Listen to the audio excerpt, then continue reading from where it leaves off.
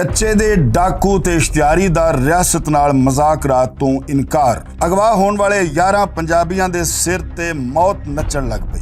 ਮੇਰੇ ਸਜ਼ਾ ਯਾਫਤਾ ਬਿਰਾਂ ਨੂੰ ਜੇਲੋਂ ਬਾਇਜ਼ਤ ਰਿਹਾ ਕਰਕੇ ਕੱਚੇ ਦੇ ਇਲਾਕੇ ਚ ਪੜਾਓ, ਨਹੀਂ ਤੇ ਲਾਸ਼ਾਂ ਚੁੱਕਣ ਲਈ ਹੋ ਜਾਓ ਤਿਆਰ। ਇਸ਼ਤਿਹਾਰੀ ਮੁਜਰਮ ਤਨਵੀਰ ਉੰਦੜ ਦੀਆਂ ਹਕੂਮਤ ਤੇ ਪੁਲਿਸ ਨੂੰ ਧਮਕੀਆਂ। अस्सलाम वालेकुम नाज़रीन, भुलेखा टीवी दे नाल मैं आज़म तौकीर। नाज़रीन, कच्चे दे डाकू ते इश्तिहारी मुलजम तनवीर उंदड़ ने 11 पंजाबियां नूं अगवा कीता ते उन्हां दी रिहाई बदले अपने पिरा मुनीर इंदड़ दी रिहाई दा मुतालबा कीता। गल है कुछ पिछले दिनां दी और हुण की होया वे ਇਹ ਤੁਹਾਨੂੰ ਮੈਂ ਦੱਸਣ ਲੱਗਾ। ਇਹਦੀ ਅਪਡੇਟ ਤੁਹਾਡੇ ਤੱਕ ਮੈਂ ਪਹੁੰਚਾਉਣ ਵਾਸਤੇ ਦੁਬਾਰਾ ਮੈਨੂੰ ਵਿਲਾਗ ਕਰਨਾ ਪਿਆ ਵੇ। ਉਹਨੇ ਜਦੋਂ 11 ਬੰਦੇ ਅਗਵਾ ਕਰ ਲਏ ਮੋਟਰਵੇ ਦੇ ਉੱਤੋਂ ਤੇ ਉਹਨੇ ਮੰਗ ਕੀਤੀ ਕਿ ਮੇਰਾ ਭਰਾ ਜਿਹੜਾ 17 ਸਾਲਾਂ ਤੋਂ ਜੇਲ੍ਹ ਦੇ ਵਿੱਚ 5 ਕਤਲਾਂ ਦੇ ਜੁਰਮ ਦੇ ਵਿੱਚ ਬੰਦ ਹੈ, ਉਹਨੂੰ ਫੌਰੀ ਤੌਰ ਤੇ ਰਿਹਾ ਕਰਕੇ ਕੱਚੇ ਦੇ ਇਲਾਕੇ 'ਚ ਪੜਾਇਆ ਜਾਏ, ਨਹੀਂ ਤੇ ਇਹ 11 ਬੰਦੇ ਮੈਂ ਮਾਰ ਦਿਆਂਗਾ।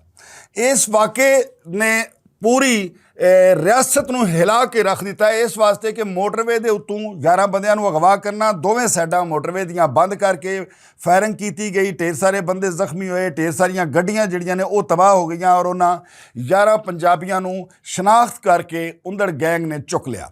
ਉਸ ਤੋਂ ਬਾਅਦ ਸਿਪਾਹ ਸਾਲਾਰ CCD ਸੁਹੇਲ ਜ਼ਫਰ ਚੱਠਾ ਸਾਹਿਬ ਜਿਹੜੇ ਨੇ ਇਹਨਾਂ ਦੌਰਾ ਕੀਤਾ ਬਹਾਵਲਪੁਰ ਦਾ ਔਰ ਉਸ ਤੋਂ ਬਾਅਦ ਰਹੀਮ ਯਾਰ ਖਾਨ ਦਾ। ਉੱਥੇ ਦੀ ਪੁਲਿਸ ਜਿਹੜੀ ਹੈ ਖਾਸ ਕਰਕੇ DPO ਇਲਫਾਨ ਅਲੀ ਸਮੂ ਸਾਹਿਬ, ਉਹਨਾਂ ਨੂੰ ਹਿਦਾਇਤ ਜਾਰੀ ਕੀਤੀਆਂ।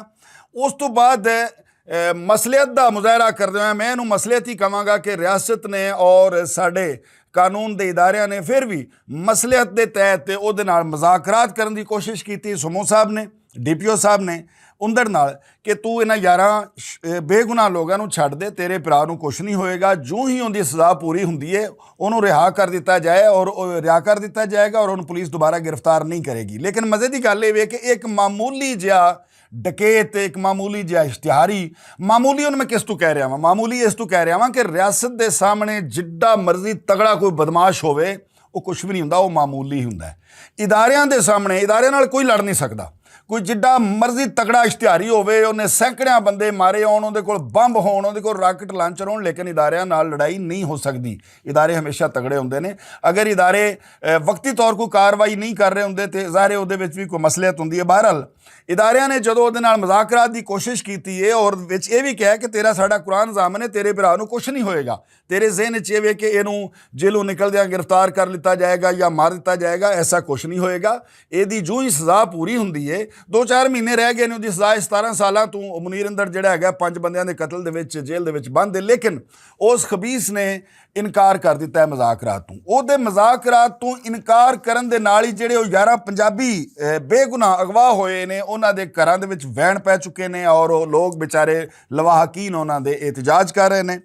ਲੇਕਿਨ ਦੂਜੇ ਪਾਸੇ ਮੁਲਜ਼ਮ ਤਨਵੀਰ ਉੰਦੜ ਮੁਸਲਸਲ ਰੋਜ਼ਾਨਾ ਜਿਹੜਾ ਹੈ ਵੇ ਉਹ ਵੀਡੀਓ ਆਪਣੀ ਉਹ ਜਾਰੀ ਕਰ ਰਿਹਾ ਵੇ ਸੋਸ਼ਲ ਮੀਡੀਆ ਦੇ ਉੱਤੇ ਔਰ ਮੁਸਲਸਲ ਧਮਕੀਆਂ ਦੇ ਰਿਹਾ। ਅੱਛਾ, ਇਹ ਬੰਦਾ ਜਿਹੜਾ ਮੁਨੀਰ ਉੰਦੜ ਹੈ, ਇਹਦੀਆਂ ਤਨਵੀਰ ਉੰਦੜ, ਇਹ ਪਿਛਲੇ 4 ਸਾਲਾਂ ਤੋਂ ਪੁਲਿਸ ਨੂੰ ਔਰ ਰਿਆਸਤ ਨੂੰ ਲਲਕਾਰ ਰਿਹਾ। ਲਲਕਾਰ ਵੀ ਇਹਨੂੰ ਤੁਸੀਂ ਕਹਿ ਸਕਦੇ ਹੋ ਔਰ ਗਿੱਦੜ ਬਬਕੀਆਂ ਵੀ ਕਹਿ ਸਕਦੇ ਹੋ, ਇਸ ਵਾਸਤੇ ਕਿ ਇਹ ਜਿਹੜਾ ਹੁਣ ਤੱਕ ਬਚਿਆ ਜ਼ਾਹਿਰ ਉਹਦੀਆਂ ਕੁਝ ਵਜੂਹਾਤ ਹੋਣਗੀਆਂ ਜਿਹੜਾ ਕਿ ਇਹਨੂੰ ਬਚਣਾ ਹੁਣ ਬਿਲਕੁਲ ਨਹੀਂ ਚਾਹੀਦਾ। ਇਹਦੀਆਂ ਉਦੋਂ ਮੁੱਛਾਂ ਨਹੀਂ ਸੁਣਾਈਆਂ ਜਦੋਂ ਤੋਂ ਲੈ ਕੇ ਇਸ ਬੰਦੇ ਨੇ ਇਹ ਕੰਮ ਸ਼ੁਰੂ ਕੀਤਾ ਹੈ ਧਮਕੀਆਂ ਦੇਣ ਦਾ ਔਰ ਰਿਆਸਤ ਨੂੰ ਲਲਕਾਰਨ ਦਾ। ਹੁਣ ਤੀਕਰ ਇਹ ਬੰਦਾ ਦਰਜਨਾਂ ਬੰਦਿਆਂ ਨੂੰ ਅਗਵਾ ਕਰਕੇ ਉਹਨਾਂ ਕੋਲ ਤਾਵਾਨ ਲੈ ਚੁੱਕਿਆ ਹੈ ਔਰ ਤੁਸੀਂ ਵੀਡੀਓਜ਼ ਸੋਸ਼ਲ ਮੀਡੀਆ ਦੇ ਉੱਤੇ ਵੇਖਦੇ ਹੋ ਜਦੋਂ ਬੰਦਿਆਂ ਨੂੰ ਅਗਵਾ ਕਰਦੇ ਨੇ ਔਰ ਕਿੰਨਾ ਬੇਈਮਾਨਾ ਤਸ਼ੱਦਦ ਕੀਤਾ ਜਾਂਦਾ ਉਹਦੇ ਤੇ, ਜਾਨਵਰਾਂ ਤੋਂ ਵੀ ਵੱਧ ਸਲੂਕ ਕੀਤਾ ਜਾਂਦਾ, ਉਹਦੇ ਉੱਤੇ ਭੱਥਾ ਵਸੂਲ ਕੀਤਾ ਜਾਂਦਾ ਵੇ। ਲੇਕਿਨ ਜਿਹੜੇ ਰੀਸੈਂਟਲੀ ਇਹਨੇ 11 ਬੰਦੇ ਅਗਵਾ ਕੀਤੇ ਨੇ, ਇਹਨਾਂ ਦੇ ਅਗਵਾ ਕਰਨ ਦੀ ਵਜ੍ਹਾ ਭੱਥਾ ਨਹੀਂ ਬਲਕਿ ਉਸ ਮੁਲਜ਼ਮ ਦੀ ਰਿਹਾਈ ਹੈ ਜਿਹੜਾ ਜੇਲ੍ਹ ਦੇ ਵਿੱਚ 17 ਸਾਲਾਂ ਤੋਂ ਬੰਦ ਹੈ। ਹੁਣ ਜਨਾਬ ਲਈ ਹੋਇਆ ਹੈ ਕਿ ਉਹ ਜਿਹੜੇ 11 ਪੰਜਾਬੀ ਅਗਵਾ ਹੋਏ ਨੇ, ਪਹਿਲੀ ਗੱਲ ਤੇ ਮੈਂ ਇਹ ਜ਼ਰੂਰ ਕਰਾਂਗਾ ਕਿ ਪੰਜਾਬ ਦੀ ਮੈਨੂੰ ਸਮਝ ਕੋਈ ਨਹੀਂ ਆ ਰਹੀ ਕਿ ਪੰਜਾਬ ਨੇ ਆਖਿਰ ਇਹਨਾਂ ਤਿੰਨਾਂ ਸੂਬਿਆਂ ਦਾ ਨੁਕਸਾਨ ਕਿਹੜਾ ਕੀਤਾ ਹੋਇਆ ਹੈ। ਕਿ ਪੰਜਾਬ ਹਮੇਸ਼ਾ ਸਿੰਧ ਨਾਲ ਪਿਆਰ ਕੀਤਾ ਹੈ, ਪੰਜਾਬ ਨੇ ਹਮੇਸ਼ਾ ਬਲੋਚਿਸਤਾਨ ਨਾਲ ਪਿਆਰ ਕੀਤਾ ਹੈ, ਪੰਜਾਬ ਹਮੇਸ਼ਾ ਸਰਹੱਦ ਮੌਜੂਦਾ KP ਜਿਹੜਾ ਹੈ ਉਹਦੇ ਨਾਲ ਪਿਆਰ ਕਰਦਾ ਵੇ, ਯਾਨੀ ਉਹਦੇ ਤੇ ਲੋਕਾਂ ਨਾਲ ਪਿਆਰ ਕਰਦਾ ਵੇ ਔਰ ਉਹਦੀ ਵਜ੍ਹਾ ਹੈ ਕਿ ਪੰਜਾਬ ਆਪਣੇ ਮੁਲਕ ਨੂੰ, ਆਪਣੇ ਵਤਨ ਨੂੰ ਕਾਇਮੋ ਦਾਇਮ ਵੇਖਣਾ ਚਾਹੁੰਦਾ ਹੈ। ਵਰਨਾ ਅਗਰ ਇਹ ਲਸਾਨੀਅਤ ਦੀ ਸੁਬਾਈਅਤ ਦੀ ਜੰਗ ਛਿੜ ਪਈ ਤੇ ਇਹਦੇ ਨਤੀਜੇ ਕਿੰਨੇ ਖਤਰਨਾਕ ਹੋਣਗੇ। ਇਹ ਬੇਗੈਰਤ ਇਸ ਕਿਸਮ ਦੇ ਡਾਕੂ ਜਿਹੜੇ ਉਹਨਾਂ ਨੂੰ ਇਸ ਗੱਲ ਦਾ ਕੀ ਪਤਾ ਕਿ ਇੰਜ ਦੀ ਜੰਗ ਛਿੜਨ ਦਾ ਮਤਲਬ ਕੀ ਹੁੰਦਾ ਵੇ। ਸੁਬਾਈਅਤ ਦੀ ਜੰਗ ਛਿੜ ਪਈ, ਸੂਬਿਆਂ ਦੀਆਂ ਲੜਾਈਆਂ ਆਪਸ ਵਿੱਚ ਸ਼ੁਰੂ ਹੋ ਗਈਆਂ ਤੇ ਇਹਦਾ ਰਿਜ਼ਲਟ ਕੀ ਨਿਕਲੇਗਾ ਇਹਨਾਂ ਬੇਗੈਰਤਾਂ ਨਹੀਂ ਪਤਾ। ਇਹ ਬੇਤੁੱਕੇ ਜਿਹੇ ਲੋਕ ਹੁੰਦੇ ਨੇ ਬੁਨਿਆਦੀ ਤੌਰ ਤੇ ਉੱਤੇ। ਖੈਰ ਉਹ 11 ਜਿਹੜੇ ਪੰਜਾਬੀ ਉਹਨਾਂ ਚੁੱਕੇ ਨੇ, ਸ਼ਨਾਖਤ ਕਰਕੇ ਚੁੱਕੇ ਨੇ। ਇੰਝ ਹੀ ਬਲੋਚਿਸਤਾਨ ਦੇ ਵਿੱਚ ਹੁੰਦਾ ਵੇ, ਜਦੋਂ ਚਾਹੁੰਦੇ ਨੇ ਬਲੋਚਿਸਤਾਨ ਦੇ ਕੁਝ ਉੱਥੇ ਅਮਨ ਦੁਸ਼ਮਣ ਔਰ ਪਾਕਿਸਤਾਨ ਦੇ ਦੁਸ਼ਮਣ ਜਿਹੜੇ ਨੇ ਉਹ ਪੰਜਾਬੀਆਂ ਦੀ ਸ਼ਨਾਖਤ ਕਰਕੇ, ਮਜ਼ਦੂਰ ਲੋਕ ਹੁੰਦੇ ਨੇ ਵਿਚਾਰੇ, ਉਹਦੇ ਮਜ਼ਦੂਰੀ ਕਰਨ ਵਾਸਤੇ ਗਏ ਨੇ, ਉਹਨਾਂ ਦੇ ਸ਼ਨਾਖਤੀ ਕਾਰਡ ਵੇਖਦੇ ਨੇ, ਸ਼ਨਾਖਤੀ ਕਾਰਡ ਵੇਖ ਕੇ ਉਹਨਾਂ ਨੂੰ ਮਾਰ ਦਿੱਤਾ ਜਾਂਦਾ ਹੈ। ਇਹਨਾਂ ਵੀ ਇਹੋ ਹੀ ਕੰਮ ਕੀਤਾ ਹੈ। ਇਹਨਾਂ ਜਦੋਂ ਮੋਟਰਵੇ ਰੋਕੀ ਹੈ ਤੇ ਉੱਥੇ ਸ਼ਨਾਖਤ ਕਰਕੇ ਬਕਾਇਦਾ 11 ਬੰਦਿਆਂ ਨੂੰ ਚੁੱਕਿਆ, ਉਹਨਾਂ ਦੇ ਸ਼ਨਾਖਤੀ ਕਾਰਡ ਵੇਖੇ ਨੇ ਤੇ ਉਹਨਾਂ ਨੂੰ ਅਗਵਾ ਕਰ ਲਿਆ, ਤਾਂ ਕਿ ਪੰਜਾਬ ਦੇ ਬੰਦੇ ਅਗਵਾ ਕਰਾਂਗੇ ਤੇ ਮੇਰਾ ਭਰਾ ਜਲਦੀ ਰਿਹਾ ਹੋ ਜਾਏਗਾ। ਅੱਛਾ, ਸਮੂਹ ਸਾਹਿਬ ਨੇ ਮੁਜ਼ਾਕਰਾਤ ਦੀ ਪੇਸ਼ਕਸ਼ ਕੀਤੀ, ਉਹਨੇ ਠੁਕਰਾ ਦਿੱਤੀ। ਉਹਦੇ ਤੋਂ ਬਾਅਦ ਇਹਨਾਂ ਜਿਹੜੇ ਵਿਚਾਰੇ 11 ਮਗਵੀ ਨੇ ਉਹਨਾਂ ਦੇ ਘਰਾਂ ਦੇ ਵਿੱਚ ਵੈਣ ਪਏ ਹੋਏ ਨੇ।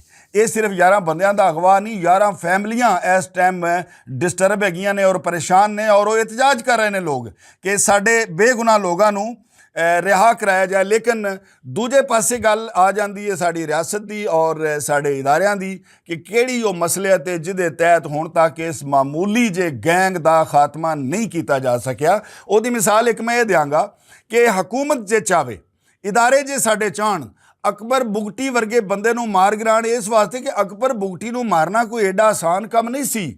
ਅਕਬਰ ਬੁਗਟੀ ਦੀ ਆਪਣੀ ਫੌਜ ਸੀ ਔਰ ਉਹ ਪਹਾੜਾਂ ਦੇ ਵਿੱਚ ਰਹਿੰਦੇ ਸੀ, ਉਹਨੂੰ ਹੱਥ ਲਾਣਾ ਐਡਾ ਕੋਈ ਆਸਾਨ ਕੰਮ ਨਹੀਂ ਸੀ। ਲੇਕਿਨ ਜਦੋਂ ਹਕੂਮਤਾਂ ਚਾਹੁੰਦੀਆਂ ਨੇ ਫਿਰ ਸਾਰਾ ਕੁਝ ਹੋ ਜਾਂਦਾ ਵੇ, ਔਰ ਸਾਰਾ ਕੁਝ ਹੋਇਆ, ਸਾਡੀਆਂ ਅੱਖਾਂ ਦੇ ਸਾਹਮਣੇ ਸਾਰਾ ਕੁਝ ਹੋਇਆ ਵੇ। ਇਹ ਛੋਟਾ ਜਿਹਾ ਗੈਂਗ 10 20 50 100 200 ਬੰਦੇ ਉੱਥੇ ਕੱਚੇ ਦੇ ਵਿੱਚ ਉਹ ਡਾਕੂ ਜਿਹੜੇ ਲੁਕੇ ਹੋਏ ਨੇ, ਆਖਿਰਕਾਰ ਇਹਨਾਂ ਨੂੰ ਮਲਿਆ ਮੇਟ ਕਿਉਂ ਨਹੀਂ ਕੀਤਾ ਜਾ ਰਿਹਾ? ਇਹਨਾਂ ਦੇ ਉੱਤੇ ਤੇ ਇੰਜ ਦਾ ਆਪਰੇਸ਼ਨ ਹੋਣਾ ਚਾਹੀਦਾ ਹੈ ਕਿ ਅਗਲੀਆਂ ਨਸਲਾਂ ਦੇ ਵਿੱਚ ਵੀ ਕੋਈ ਉੰਦੜ ਗੈਂਗ ਨਾ ਹੋਵੇ, ਕੋਈ ਕੱਚੇ ਦਾ ਡਾਕੂ ਪੈਦਾ ਨਾ ਹੋਵੇ। ਲੇਕਿਨ ਇਹ ਸਾਰਾ ਕੁਝ ਕਿਉਂ ਨਹੀਂ ਹੋ ਰਿਹਾ? ਇੱਕ ਵਜ੍ਹਾ ਤਾਂ ਇਹ ਵੀ ਨਜ਼ਰ ਆਉਂਦੀ ਹੈ ਕਿ ਇਹਨਾਂ ਦੇ ਪਿੱਛੇ ਕੁਝ ਵਡੇਰੇ ਨੇ, ਕੁਝ ਜਾਗੀਰਦਾਰ ਨੇ ਜਿਨ੍ਹਾਂ ਦੀ ਸ਼ਹਿ ਦੇ ਉੱਤੇ ਇਹ ਸਾਰਾ ਕੁਝ ਕਰਦੇ ਨੇ। ਔਰ ਦੱਸਿਆ ਜਾਂਦਾ ਹੈ, ਜ਼ਰਾਏ ਦੱਸਦੇ ਨੇ ਕਿ ਇਹ ਜਿਹੜੀ ਲੁੱਟਮਾਰ ਕਰਦੇ ਨੇ ਉਹਨਾਂ ਦਾ ਬਕਾਇਦਾ ਹਿੱਸਾ ਇਹਨਾਂ ਨੂੰ ਸਿਰਫ ਮਿਲਦਾ ਹੈ, ਬਾਕੀ ਸਾਰੀ ਰਕਮ ਉਹਨਾਂ ਵਡੇਰੇ ਜਾਗੀਰਦਾਰਾਂ ਨੂੰ ਜਾਂਦੀ ਹੈ।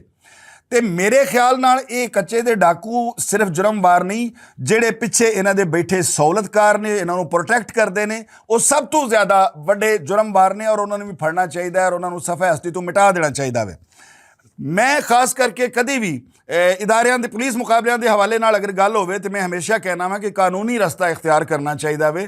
ਜਿਹੜਾ ਕੋਈ ਬੰਦਾ ਹੈ ਵੇ, ਕੋਈ ਮੁਜਰਮ ਹੈ, ਕੋਈ ਮੁਲਜ਼ਮ ਹੈ, ਉਹਨੂੰ ਗ੍ਰਿਫਤਾਰ ਕੀਤਾ ਜਾਵੇ, ਉਹਨੂੰ ਜੁਡੀਸ਼ਲ ਕੀਤਾ ਜਾਵੇ, ਅਦਾਲਤਾਂ ਫੈਸਲੇ ਕਰਨ। ਲੇਕਿਨ ਉਹ ਕਹਿੰਦੇ ਨੇ ਕਿ ਲਾਤੂ ਕੇ ਭੂਤ ਬਾਤੂ ਸੇ ਨਹੀਂ ਮੰਨਤੇ।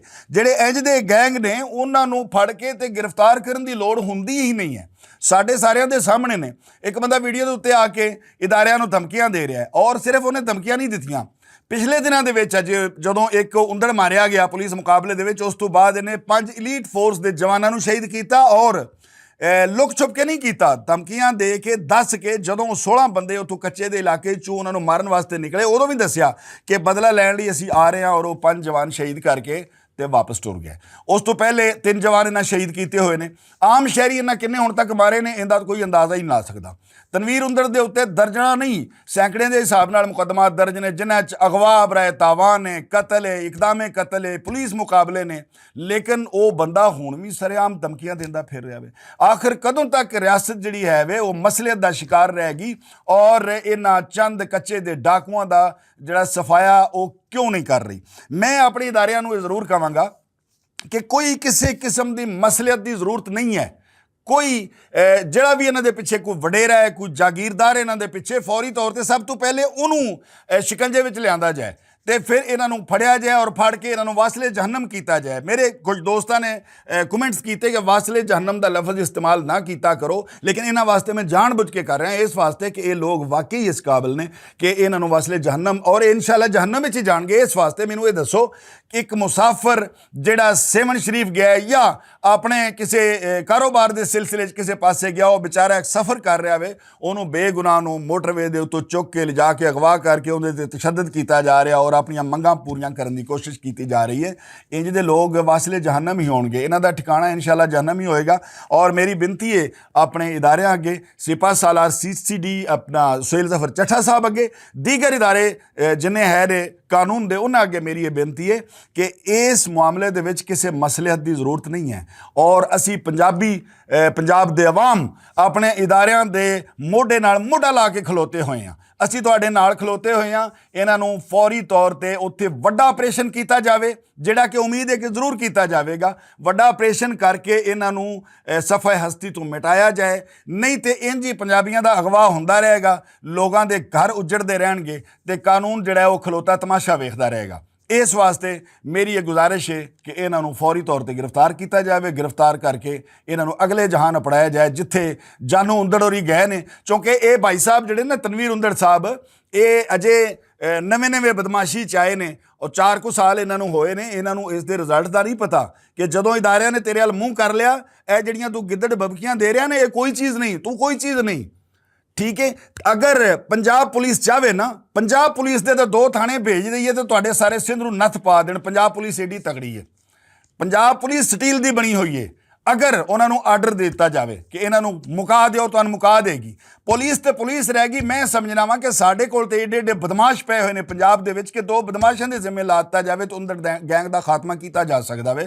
ਸਿਰਫ ਗੱਲ ਇਹ ਵੇ ਕਿ ਸਾਡੇ ਇਦਾਰੇ ਔਰ ਸਾਡੀ ਰਿਆਸਤ ਕਾਨੂੰਨ ਦਾ ਰਸਤਾ ਇਖਤਿਆਰ ਕਰ ਰਹੀ ਹੈ, ਜਿਹਦੀ ਵਜ੍ਹਾ ਤੋਂ ਉਂਦੜ ਸਾਹਿਬ ਤੁਸੀਂ ਹੁਣ ਤੱਕ ਇਸ ਕਿਸਮ ਦੀ ਬਕਵਾਸਿਆਤ ਇਦਾਰਿਆਂ ਦੇ ਖਿਲਾਫ ਕੀਤੀ ਜਾ ਰਹੇ ਹੋ, ਲੇਕਿਨ ਇਹ ਬਕਵਾਸ ਜ਼ਿਆਦਾ ਦੇਰ ਨਹੀਂ ਸੁਣੀ ਜਾਏਗੀ ਔਰ ਤੇਰਾ ਅੰਜਾਮ ਜਿਹੜਾ ਹੈ ਵੇ ਉਹ ਇਨਸ਼ਾਅੱਲਾ ਕਰੀਬ ਹੈ। ਔਰ ਉਹ 11 ਮਗਵੀ ਜਿਹੜੇ ਨੇ ਉਹਨਾਂ ਨੂੰ ਵੀ ਰਿਹਾ ਕਰਵਾਇਆ ਜਾਏਗਾ, ਬਾਜ਼ਯਾਬ ਕਰਵਾਇਆ ਜਾਏਗਾ। ਔਰ ਜਿਹੜੀਆਂ ਤੂੰ ਧਮਕੀਆਂ ਦੇ ਰਿਹਾ ਨਾ ਕਿ ਮੈਂ ਹੋਰ ਬੰਦੇ ਚੁੱਕਾਂਗਾ ਜੇ ਮੇਰੇ ਭਰਾ ਨੂੰ ਕੁਛ ਹੋਇਆ ਤੇ, ਜਾਂ ਮੇਰੇ ਭਰਾ ਨੂੰ ਕੋਈ ਨੁਕਸਾਨ ਹੋਇਆ ਤੇ, ਜਾਂ ਮੇਰੇ ਭਰਾ ਨੂੰ ਰਿਹਾ ਨਾ ਕੀਤਾ ਗਿਆ ਤੇ ਮੈਂ ਇਹਨਾਂ ਯਾਰਾਂ ਨੂੰ ਮਾਰ ਦਿਆਂਗਾ। ਤੂੰ ਇਹਨਾਂ ਨੂੰ ਯਾਰਾਂ ਨੂੰ ਕੀ ਮਾਰਨਾ ਹੈਗਾ, ਤੇਰੀਆਂ ਨਸਲਾਂ ਯਾਦ ਰੱਖਣਗੀਆਂ ਜੋ ਇਦਾਰੇ ਤੇਰੇ ਨਾਲ ਕਰਨਗੇ।